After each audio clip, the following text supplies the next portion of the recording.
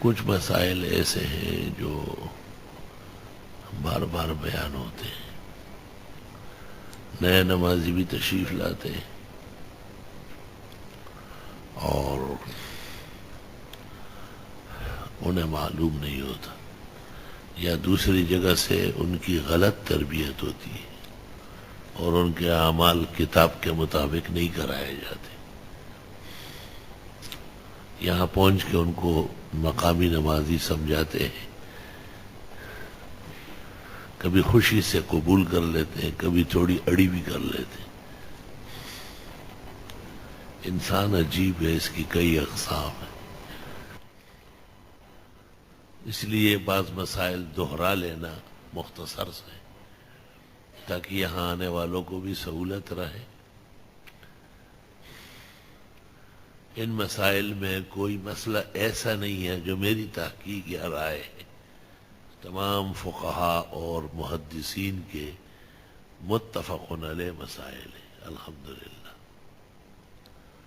جو رائے ہوتی ہے اس کی حیثیت رائے کی ہوگی، تحقیق کسی کی سب پر مسلط نہیں کی جاتی۔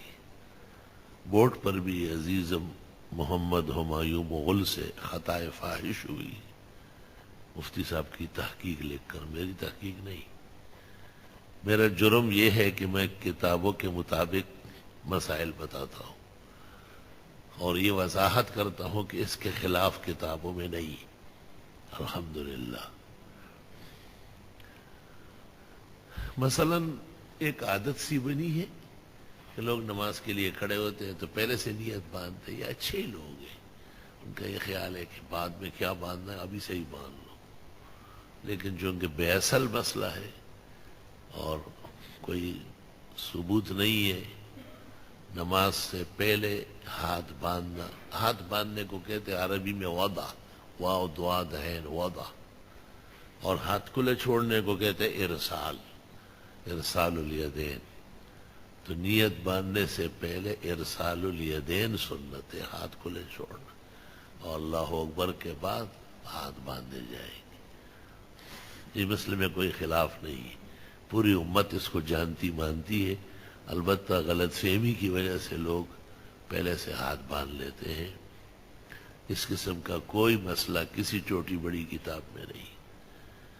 فقہاء نے صراحت کی ہے کہ نیت باندھنے سے پہلے ہاتھ نہ باندھے جائیں۔ یہ آپ کو ایک مسئلہ معلوم ہو گیا، اب آپ اس پر عمل کریں گے تو دونوں قسم کے آدمی ملیں گے، شکر سے قبول کرنے والے تھوڑی اڑی کر کے، تو وہ اڑی والوں کے ساتھ ذرا گزارا کرنا ہے۔ اللہ نے داؤد علیہ السلام کو کہا تھا کہ تبلیغ کرنی ہے، انہوں نے کہا خُذْ نَعْلَيْكَ مِنْ حَدِيدٍ وَعَصَاكَ مِنْ حَدِيدٍ وَقَلَنْسَوَتَكَ مِنْ حَدِيدٍ، پھر لوہے کے جوتے، لوہے کی لاٹھی، لوہے کی ٹوپی، اتنا بڑا سینہ صحرا کے برابر رکھو تاکہ لوگ جو کہے آپ گھبرائے نہیں، خوش دلی سے ان کی باتیں سنو اور اپنے مسئلے پر فولاد کی طرح قائم رہو، آگے پیچھے ہونا نہیں۔ ساڑھا پلہ بھاری ہے انشاءاللہ تعالی۔